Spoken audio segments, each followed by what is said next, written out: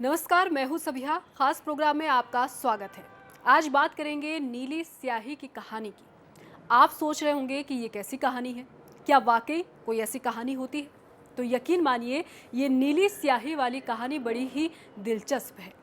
आपने अक्सर देखा होगा कि जब भी हम इलेक्शन में वोट डालने जाते हैं तो इस नीली स्याही का ही इस्तेमाल होता है। इस नीली स्याही को आपके हाथ की फर्स्ट फिंगर पर लगाया जाता है और ये नीली स्याही बाद में धीरे धीरे काली हो जाती है। हालांकि इस स्याही को लेकर कुछ लोगों में भ्रम की स्थिति भी है कि कहीं ये स्याही हमें नुकसान तो नहीं पहुंचाएगी। तो ये सभी भ्रम आज आपके दूर होंगे हमारी ये नीली स्याही कहानी को देखने के बाद, कि आखिर इस नीली स्याही की कहानी क्या है, इस नीली स्याही को कैसे बनाया जाता है, इसकी इम्पोर्टेंस क्या है, कौन सी कंपनी इसको बनाती है, कहाँ नीली स्याही की सप्लाई होती है।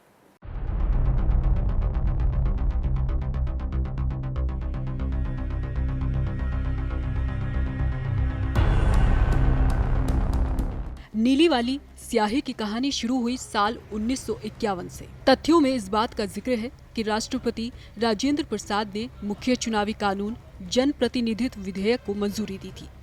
इसके बाद साल 1962 के आम चुनाव में पहली बार चुनावी स्याही का इस्तेमाल किया गया। राज्यों के पहले चुनावों में स्याही की कुल 3,89,816 बोतलें चुनाव आयोग ने खरीदी थी। साल 1971 तक चुनावी स्याही नाखून पर नहीं बल्कि उंगली पर लगाई जाती थी। इसके बाद इसी साल में चुनाव आयोग के मन में नाखून की जड़ पर स्याही अंकित करने का विचार आया, ताकि एक बार सूखने के बाद नाखून बढ़ने के साथ ही ये गायब हो जाए। ये तो नीली स्याही के इतिहास से जुड़े तथ्य हैं। साल दर साल का वक्त गुजरता गया और तब से लगातार चुनाव में अमिट स्याही का इस्तेमाल होता आ रहा है। वोटिंग के दौरान चुनाव अधिकारी वोटर की उंगली पर वोट देने के साथ ही नीले रंग की स्याही लगा देते हैं। चुनावी स्याही क्या होती है, कैसे इसको तैयार किया जाता है, ये वो तमाम सवाल हैं जो अक्सर सभी के मन में उठते हैं। दरअसल इस चुनावी स्याही को सीक्रेट रूप से तैयार किया जाता है, जिसमें सुरक्षा और गोपनीयता का पूरा ख्याल रखा जाता है। चुनावी स्याही में सिल्वर नाइट्रेट होता है और 72 घंटे तक स्याही आप नहीं मिटा सकते। 10 दिन के बाद ये स्याही फीकी पड़ती है और त्वचा के सेल पुराने होने पर ही इसकी छाप मिटती है। दक्षिण भारत की Mysore paint and varnish limited MVPL नाम की कंपनी इस चुनावी स्याही को बनाती है। साल 1937 में इस कंपनी की स्थापना हुई थी। अमिट छाप छोड़ने वाली चुनावी स्याही को पहले कांच की बोतलों में भरकर सप्लाई किया जाता था। हालांकि नई टेक्नोलॉजी आने के साथ 1960 के दशक के अंत में MVPL ने एम्बर रंग प्लास्टिक कंटेनर का यूज करना शुरू किया। इंक का फॉर्मूला क्वालिटी मैनेजर के पास होता है, जो किसी के साथ शेयर नहीं किया जाता। नीली स्याही क्या है ये तो आप जान गए हैं। चलिए इसे थोड़ा और विस्तार से समझते हैं, किस कंपनी में ये बनाई जाती है। दरअसल दक्षिण भारत की एक कंपनी है, मेड इन मैसूर की कंपनी की इंक भारत ही नहीं बल्कि अन्य देशों में भी इस्तेमाल की जाती है। दिलचस्प बात यह है कि जिस तरह से हर चुनावों में मतदाताओं की संख्या बढ़ रही है, उसके इतर अमिट छाप छोड़ने वाली इस नीली स्याही की डिमांड भी विदेशों में खूब हो रही है।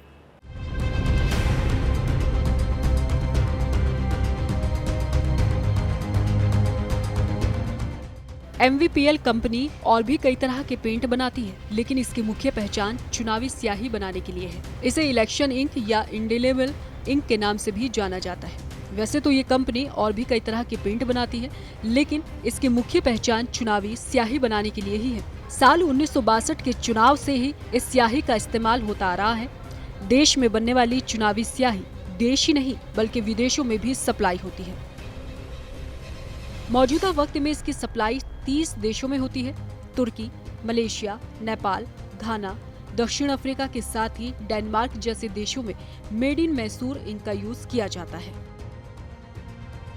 MPVL कंपनी के मौजूदा वक्त में मिल रहे बेतहाशा ऑर्डर इस बात की तस्दीक करने के लिए काफी है कि पिछले 5 दशक से कंपनी अपनी साख कायम किए हुए है।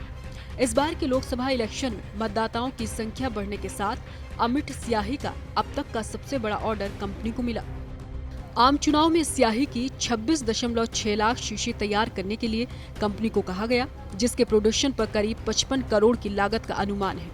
इस चुनावी स्याही की 10 मिलीग्राम की एक शीशी का इस्तेमाल 700 वोटर्स के लिए किया जा सकता है। Centre for scientific and industrial research ने चुनावी स्याही का फॉर्मूला तैयार किया था। मौजूदा वक्त में फैक्ट्री में करीब 100 लोग काम करते हैं। 3 चरणों में सिक्योरिटी चेक होने के साथ ही बाहरी लोगों की एंट्री पर पूरी तरीके से बैन रहता है।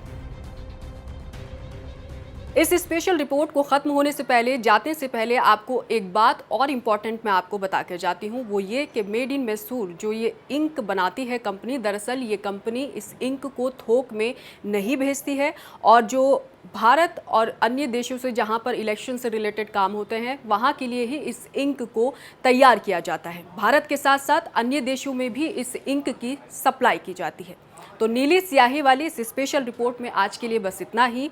मुझे दीजिए इजाजत, बाकी खबरों के लिए आप जुड़े रहिए।